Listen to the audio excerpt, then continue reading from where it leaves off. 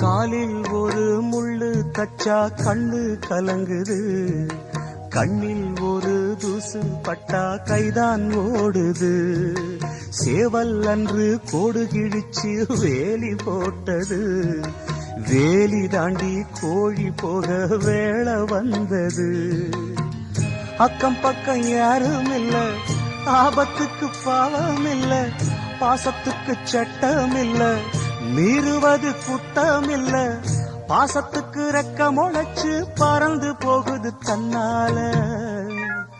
சம்சாரம் அது மின்சாரம், சம்சாரம் அது மின்சாரம்.